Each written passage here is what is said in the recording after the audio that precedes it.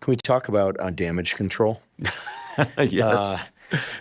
I do think, having coached students and postdocs through public speaking and having seen one complete meltdown, this person's now a professor. He's doing incredible work. He's went on to get a job and everything, but during a practice talk in front of a small number of people, it was like total meltdown, no recovery. We had to just delay and do it another time. So he literally just stopped talking, walked off. He froze and he apologized. And then we said, no, it's fine. I mean, it was a small venue. And then we tried to, encourage him along. And maybe he hadn't slept well. He had a lot going on. But it ended with him sitting on the side of the stage asking everyone to please leave. Oh, okay. It was heavy. It was heavy. And it was very important for us to all get back in the room again. And he did that, and then he went on the job market and he got a position, and he's tenured faculty member someplace now. So he recovered himself. As we all have bad days, but I think hearing that, some people are probably like, oh my goodness. Right. What to do if one does forget what they're trying to say on stage, or just choke? Yeah. I recommend, if people are nervous, that they actually have some outlet for that movement, as I talked about before. Pacing or even bouncing one's knee behind the podium, very effective at dispelling energy and getting one to relax. I just think it's been a useful tool for me, and I think for others that have suggested too as well. But how bad do you think it is if somebody suddenly stops on stage and just says, sorry, I lost my train of thought, and goes back to it? Do you think it humanizes them, or do you think that it actually is deadly for the message? Like with my students, I have to say it depends. It depends on the circumstance that you're in. I do believe that audiences are more forgiving. What I advise the people I teach and coach to do in those moments is, instead of saying, oh, I forgot what I want to say, why not say, I get sometimes so passionate about what I say, I get a little ahead of myself, which is likely true, and use that as a reason to reset. Let me share with you what I advise people to do to avoid blanking out, and then what to do if you do blank out. First and foremost, avoid memorizing. Memorizing invites blanking out, so let's not memorize. Let's have a clear structure, a roadmap, but we don't know every word that we're going to say. The fear of blanking out leads and increases the likelihood of blanking out. So let's not worry about blanking out as much as we do. How do we do that? We rationalize. I ask everybody to think about, what is the likelihood in this upcoming communication, whatever it is, one-on-one, big presentation, that you'll blank out? Most people say maybe 20%. Well, that means 80% of the time you're not going to blank out. I'm not a betting person. I'd take those odds. So realizing that it's not as likely to happen, that's step one. Step two, ask yourself, if it were to happen, what's the worst thing that would happen for me? Well, it would be incredibly embarrassing. It would be awkward, and it might have some short-term implications. But who in their life hasn't been embarrassed, been in situations that are awkward, and had short-term implications? So when you put it in that context, all of a sudden blanking out isn't as likely as you think, and it's not as bad as you think. That reduces the stress you have about doing it, which reduces the likelihood. So by not memorizing and rationalizing, you can actually reduce the likelihood of blanking out. Now, let's say the worst happens. You blank out. You don't know what to say. First and best thing to do is just what you do if you lose your phone or lose your keys. Retrace your steps. Repeat what you just said. Most of us can remember what we just said, and then that gets us back on track. If that doesn't work, the final ripcord I think you can pull is to distract your audience. What does that mean? Ask a question. This will happen to me. I teach the same class a lot.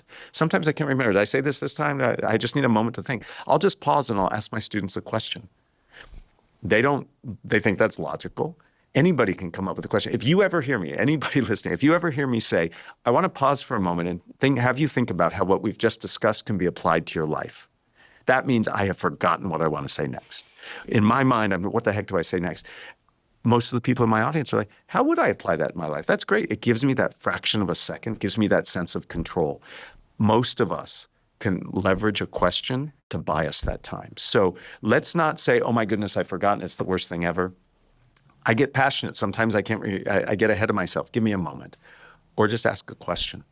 It's similar to, I advise people who are nervous speakers never to say, oh, excuse me, I'm so nervous. A lot of people try to pre-apologize for their nervousness, and all they do is prime us to pay attention to everything they do that's nervous. So let's not call attention to the mistakes we make. Let's just do what we can to get through them, and that's going to help. Great advice that I'm sure will help a lot of people. I hope so. The most spectacular example of a recovery I've ever seen was actually a job talk at Stanford. Yeah. I don't know if I should include this person's name. He's now a professor at UNC Chapel Hill, but he could have been a faculty member at Stanford because of, I think, the data, but also what happened was he spilled water into his laptop during the talk. You know, they have a podium where everyone's given water in case you get thirsty, keep the water below, folks. And he spilled it. But the way he handled it was so cool. What did he do? It spilled. He didn't say anything. He took the bottle, put the cap back on, put it underneath, reached underneath. There was no towel. He said, could somebody perhaps get me a paper towel or a towel? Yeah. They brought him a towel. He sopped up whatever moisture was on his laptop. He said nothing the entire time. This is Mark Zilka. He's a total badass. And then he went back and finished his talk. Yeah. It was like, that was composed under pressure. That was awesome. You know, contingency planning is a really important part of all communication, is thinking about what could happen that would lead this conversation or communication in one direction or the other, positive or negative. How would I respond? It makes sense. You know, when you plan a trip, a vacation, you think about what happens if the flight's delayed, what happens if the room isn't ready. We should do that in our communication as well, not to script it out, but just to be ready. So I think everybody listening now, what would you do if your technology didn't work in that moment? Think about it. And then when it happens, you've got that recovery plan, and that you just build that confidence. Perhaps he had thought about what happens if I can't use my tech. And that's what helped him be calm. Incidentally, he works on pain. Okay. I don't know what that's worth. But it was just an awesome display of calm under pressure. Or something under pressure. I think it was the fact that he just kept things moving forward. And stood in silence. The ability to stand in silence in front of people demonstrates confidence in so many ways. And so the fact that he was able to take care of business in silence, I think, added to that. I feel like when people get nervous, their voice gets up into their heads. Yeah. They start going up on their tiptoes, and they start asphyxiating themselves by speaking much higher than their natural tone of voice is. Yeah. So sometimes I encourage people to slow down and try and drop their voice down further into their throat and chest a little bit. Right. It can be artificial. Like there's one very salient example of a former CEO who perhaps didn't have the voice that they spoke with, but assuming it's still your voice. Yeah. Right? Oh, absolutely. You taught me when you were a guest on my show a lot about breath and how breath can impact not only your confidence and the anxiety you feel, but how doing breath work can really help you still your whole body and allow your natural voice to come out. Because when we get anxious, we breathe shallow. Less air is being pushed out. It's being pushed out faster. Our voice starts sounding like this. And sometimes this is actually really appropriate. If I'm really excited about something, I should sound like this. But I want it under my control. So breath work and having an authentic, natural voice is really important. You know, one thing you might find interesting that's come out in the literature since the last time we spoke is that while the physiological side, double inhale, long exhale, is still the best way to calm down quickly, turns out that all exhale emphasized breathing slows the heart down, just subtly, but significantly enough that it helps you calm down. So if people can't remember like what breath work to do, physiological side, just emphasize an exhale. Extend it, make it a little bit more vigorous. If you need to be covert about it, maybe just extend it a little bit, maybe walk back to the podium or away and do that long exhale. That seems to really make a big difference because you're offloading carbon dioxide, but also there's this pathway through the vagus nerve that literally slows your heart rate down when you exhale.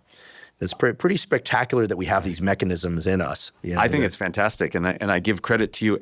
Every single lecture I give when I talk about anxiety, I talk about what you shared with me. It's all about the exhale. And I will always say the rule of thumb, and then I'll joke, the rule of lung is you want your exhale to always be longer than your inhale to help you calm down.